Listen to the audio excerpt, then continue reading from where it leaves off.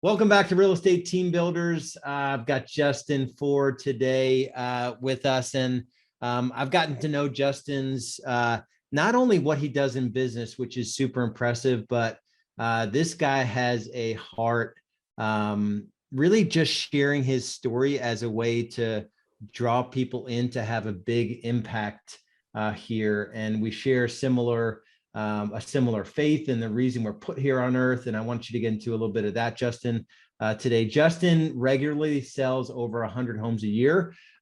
He has leverage in the form of like super tight systems. I know you don't generally work with buyers, so it's a listings focused business.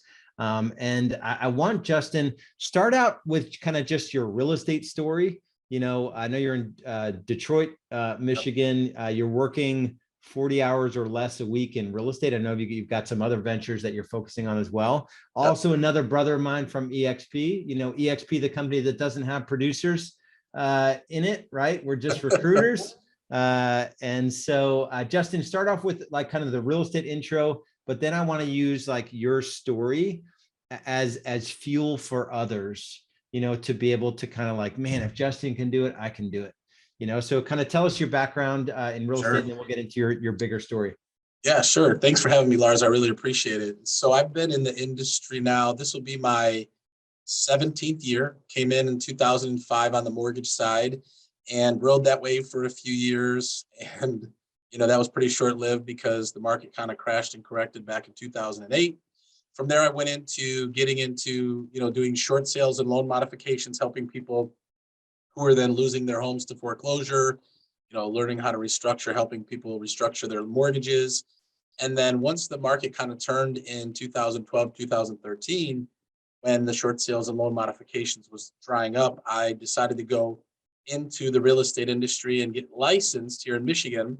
Joined a local team, super excited about that, and got into this team, learned how to really kind of go after business versus sitting back and waiting for it.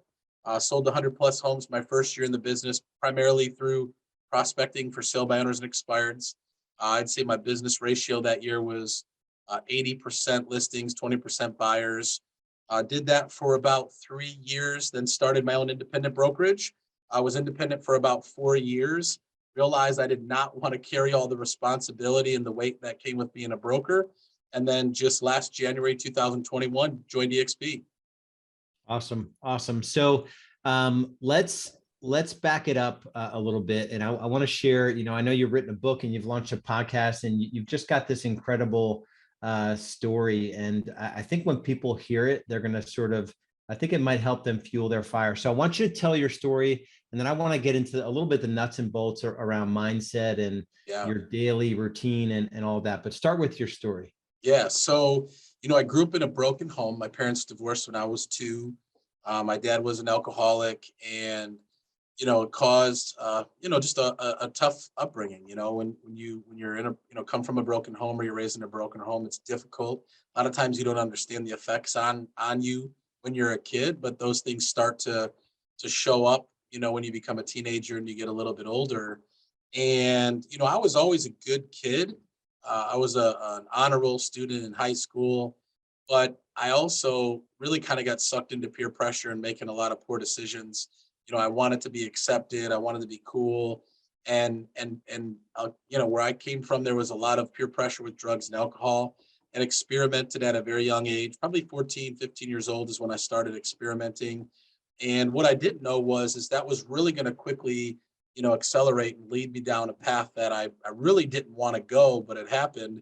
In a very short period of time, I started hanging out with the older crowd and started experimenting with even more, you know, stronger drugs. And between the ages of 17 and 19, I acquired 8 misdemeanors and a felony, all drug and alcohol related. Dropped out of high school as an honor roll student, got a girl pregnant, had my first child when I was 18, and overdosed, almost died.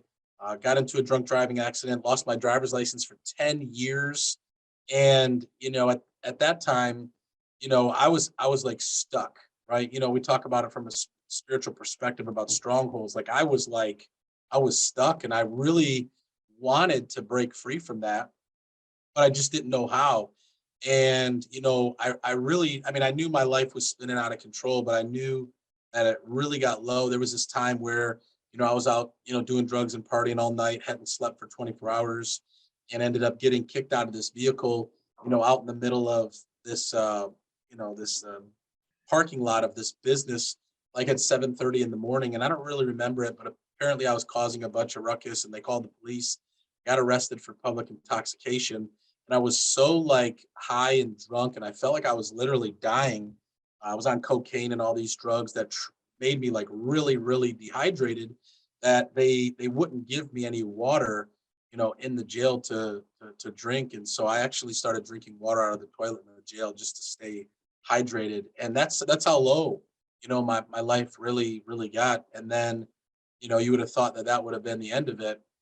But this drunk driving accident happened when I was 19, and I basically passed out at the wheel. I blew a .21, which is 3 times the legal limit, and crashed my mom's car into the wall on the freeway.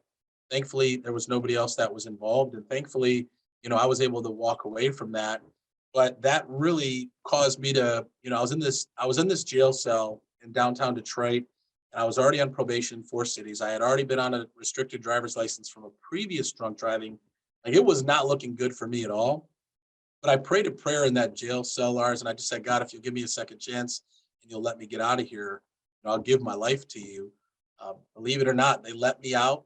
Didn't have to pay a bond or a bail, which was kind of crazy to think about. And I literally that day went and checked myself into a faith-based treatment center, and I'm 19 years old, and that's where I found Jesus, and it transformed my whole life. Man, that's awesome. So you were not saved when you checked yourself into that treatment center? At 16 years old, we used to play basketball at this local church, and they required us to go to like teen church, right? Like a youth group before we'd play basketball.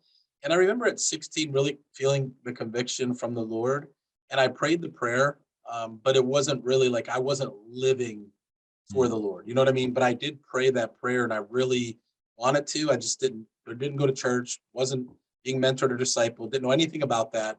And so quickly right after that, went kind of back into the lifestyle that I was living. But it was in that homeless shelter that, I really feel like my relationship with the Lord was established. Awesome. So let's shift gears. So that is like as bleak an entrance into being a top agent, as you possibly, could have. And there was nothing, sort of handed to you or anything. So I want to have a conversation around the mindset necessary to succeed in real estate at a high level. Yeah. And then we can kind of go into like your routine. But let's talk about mindset, getting into the business from the mortgage side and then shifting over. We both agree on this, like, 80% of success is mindset. So how did you work through some of the challenges that you had with your mindset? Yeah. I mean, honestly, for me, my faith has been my foundation.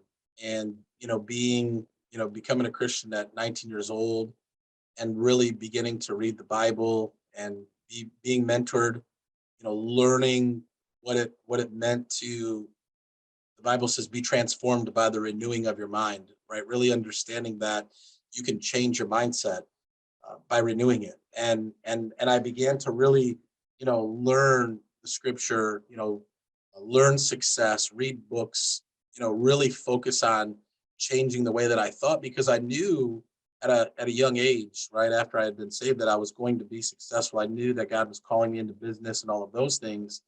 And I knew that I needed to change in order for those things to happen. And, after, becoming a Christian, getting married, getting into the mortgage business and making money for the first time, we hit 6 figures pretty quickly, and my wife and I both come from a low, to middle class home, right? Like, our parents never made more than $100,000. Again, my parents were divorced, hers weren't, but we didn't come, from a successful home from a financial standpoint. And so when we made, our first bit of money, like, we thought we had arrived. But again, mindset, we had no structure on saving money, paying our taxes on time, investing, planning for the future. And so we went from 6 figures to no figures overnight when the mortgage business crashed. We went through foreclosure. We lost both of our cars to repossession. We went through bankruptcy. And here in Michigan, it's a 6-month redemption. So once you go to the foreclosure sale, you still have 6 months. But we didn't have anything prepared. We didn't have any money. We didn't even have a plan. And so after the 6 months was over, I mean, the sheriff literally dropped the dumpster in our driveway and began moving stuff out. And my wife was under such, stress because we were losing our home. She broke out in hives and had to go to the hospital and couldn't even help us move to the new house. And so, like, at the time, I didn't understand that God was using those things to help me build a stronger mindset and build character. But I believe everything that we go through prepares us and builds us if we're willing to learn from it, right? Because some people go through things and never learn from it. But I love the Bible verse, Romans 8:28. And we know that God causes all things to work together for the good. Because even though I was going through those hard times, God was working those things together for my good and teaching me lessons and helping me even from a mindset standpoint to grow and build character and wisdom and those things like that. So it's been a journey. It hasn't been easy.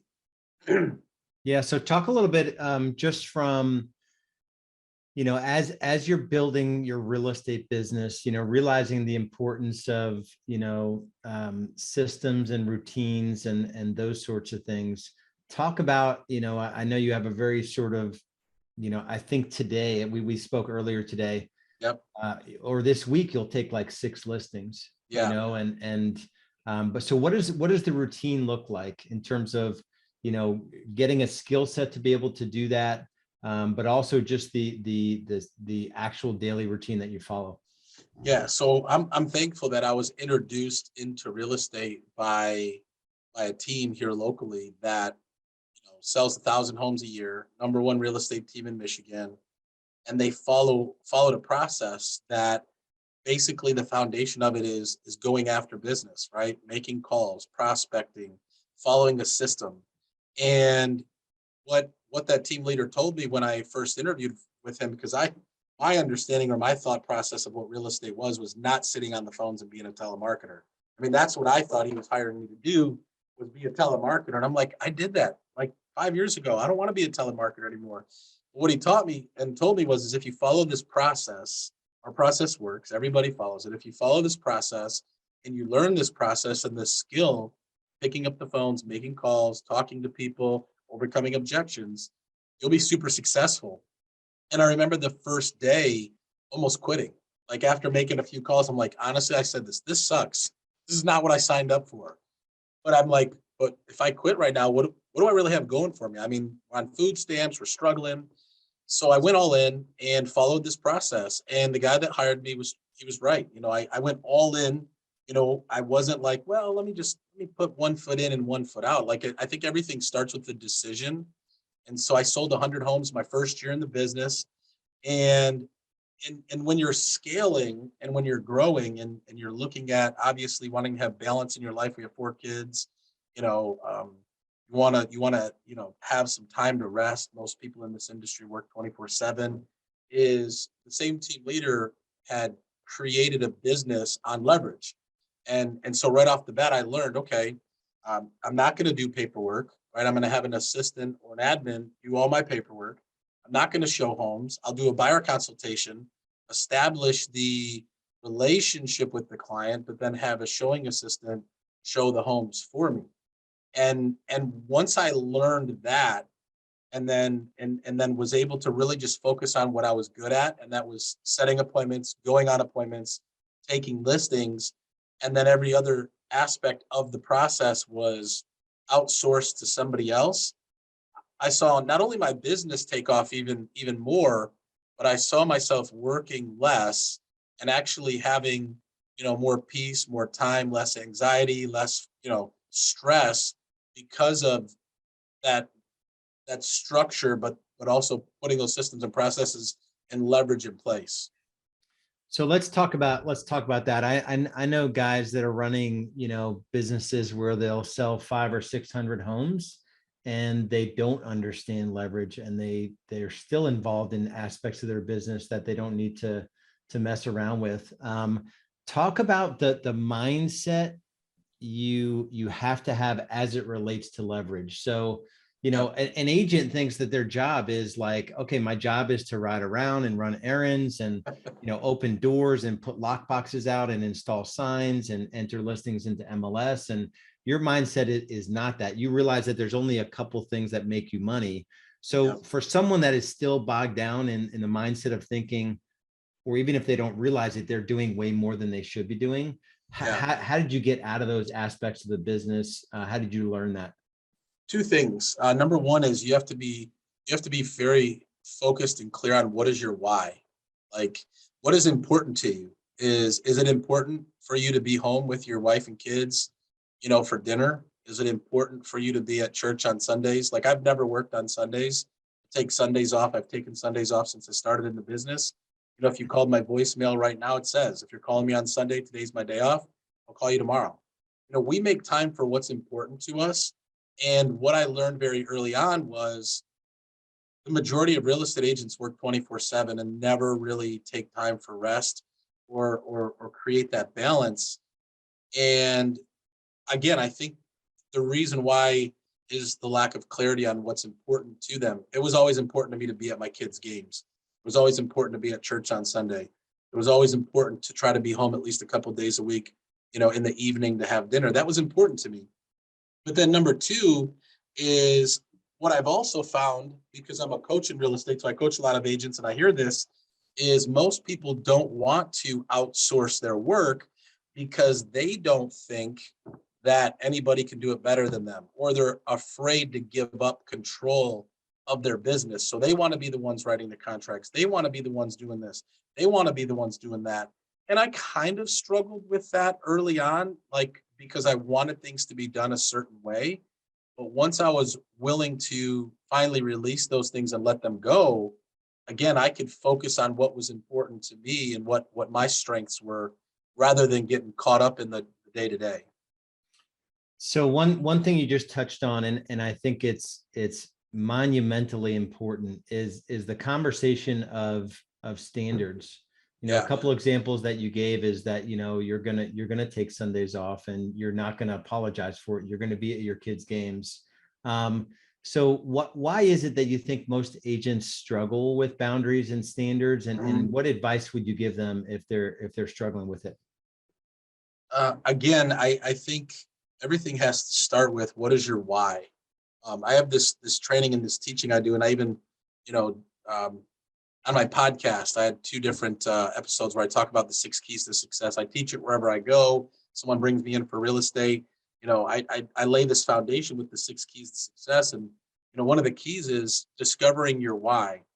I think that a lot of real estate agents don't even really know what their big why is, because your why can't be money, right? Your why can't be just making money. It's, what does that money afford you to do? What type of lifestyle are you ultimately looking for? My why was my family. Going through that loss of foreclosure and repossession, all that, like, that was hard, right? To see my wife break out in hives, to see them take our family vehicle on the repo truck while my kids are playing in the yard. Like, what are they doing with our car? Right? Those things were difficult. So for me, my why became my family. And so it wasn't just to make money for my family, it was to spend quality time with them. And so I would say, for the agents that are struggling right now, is, what is your why? Right? If your why is family, or your why is, to serve in your community, or your why is to give back, make time for what's important to you. There's always going to be more than enough business to go around. And it doesn't take working 24/7. I actually work less today, Lars, than I did in my first year, right? I mean, way less, way less. And you just have to be willing to, trust the process. And I had to do that. I've gone through a handful of different assistants, because some are a good fit, some are not. But you eventually get to a point where you find the right system, the right leverage, the right people. And when you have that in place, you can really discover, and not even say discover, but spend time on what's important to you. And for me, quality time is important to me, not just ripping and running 24/7. That's awesome. For someone that is sort of, I guess, struggling, maybe mindset, maybe they're rationalizing that, the market's too difficult right now. And it could be some more of your keys to success, but what advice would you give someone, that maybe they're just comfortable and there's another level to growth? I know you're challenging yourself right now in terms of your growth, and Yep. I see you posting on a regular basis the private jet that you'll fly in someday, Yes, and sir. God's calling you to bigger and bolder, stages and platforms and all of that. But what advice would you give for somebody that's sort of struggling right now, and maybe they're like you were on day one, they're thinking of sort of throwing the towel in? Yeah. You know, if success was easy, everybody would be successful, right? If being a top producer, was easy, everybody would be producing at a high level, but it's not. It's super difficult. And when it comes to mindset, you either think you can or you think you can't, right? You either see the glass half full or you see it half empty, or you have a scarcity mindset or an abundant mindset. And sometimes it just comes down to mindset. When I was sitting there on day one and I wanted to quit, I remember I had to take a step back and pause for a moment and say, what, I've been kind of quitting all my life. I've had some success, but then it's only, short-lived, right? I've always kind of pulled back or given up when times were tough. But, my mentor at the time told me, uh, tough is a part of the process. Hard is a part of the process. And he said, Justin, it's also hard to live, below your potential. It's also hard to be struggling and be in debt and be on food stamps and barely making it. He says, you have to choose your heart. So if you're struggling right now and you're like, you know what, this is hard, this is difficult, get excited about that, right? And make a commitment to bust through the hard. You know, People that are, struggling in their health or overweight, they know that they need to lose weight, they have health challenges. We all know that if we just eat better and we go to the gym, like we can solve the problem. Why do so many people, stay in diabetes, or why do so many people, stay overweight? It goes back to mindset, right? And so we have to make a decision to work through the struggles, work through the mental blocks and challenges, and make a decision. This is what did it for me, Lars. I made a decision that I was going to win no matter what. It didn't matter to me what came my way. It didn't matter what struggles, hardships, things I'm going to have to go through. I'm going to win no matter what. I don't have a plan B. And the only way I can lose is if I quit. And because I decided I'm never going to quit, I'm going to win. And I'm already winning. I'm winning just because I'm never going to quit, right? And so I think each person has to have that, call it a coming to Jesus moment, right? Like you have to look yourself in the mirror. You have to ask yourself, right? Are you in or are you not? Right. And I went all in, and, it's been a tough, it's been tough, right? It's not easy, but it was worth it. Yeah, that's awesome. So what's the best way to connect with, I know you just launched the book, Yep. you're launching the podcast and you're putting out episodes there. Yep. What's the best way to get the book? And then also what's the focus of the podcast? Yep. So the podcast is really, I call it faith, finance, real estate, and family, right? It's all about, so I'll say this. One thing I've learned in real estate and being a coach, everybody's like, man, how many numbers did you do? How many homes did you sell? What was your GCI? All this, that, and the other. Nobody's really asking, how's your marriage? How are your kids? Right? How you doing mentally? And so this podcast really dives deeper. We talk about real estate, but we go kind of beyond that. And I bring on different guests and we talk about different things. Like I've had my wife on several times. We talk about our marriage. We talk about the struggles. We talk about we call it real, raw, and uncut. So we go through a ton of different stuff. It's called the Justin Ford Unleashed podcast. You can get it on all the major platforms: Spotify, Google, Sounder, Apple. And then the book is getting ready to come out. So I've got the physical copy. And we're just working through some details to pick like a book release, but we'll be announcing that on the podcast. So if you want more information on my upcoming book, subscribe to the podcast, and we'll definitely be talking about that real soon. Or you can connect with me on Facebook or Instagram. I'm the official Justin Ford, because when I went to go put my just Justin Ford, and there's about 100 of us, there can only be one official Justin Ford, and that's me. So you can find me on Facebook or Instagram. Yeah, it's funny. I've never had that problem, like the official Lars Hedenborg. Right. There is a random Lars Hedenborg in Sweden that I'm friends with on Facebook, but no, not in the business or real estate world. Brother, I appreciate your heart and you getting after it and just sharing your wisdom, your pain, your suffering, the good, bad, and ugly. I encourage everyone to check out Justin's podcast. From a guy that's willing to share, I think Justin said it just a second ago. It's kind of easy as an industry to kind of put your best stuff out there on social media and like, look how easy this is. Really hard to let people into the darker sides of what you've been through. And a lot of people are suffering a great deal, and the fact that you've leaned even more into your faith. I've been going through some personal stuff here with raising an 11 and 14-year-old, and wanting to succeed and win more so at home than in business. Yep. And it's only forced me to lean more into God as the only way to make sense of any of this. Yep. And so I just appreciate your heart around that as well. So anything I could do for you, I'm here for you. Check out Justin's podcast, and we'll talk to you guys soon. Be good.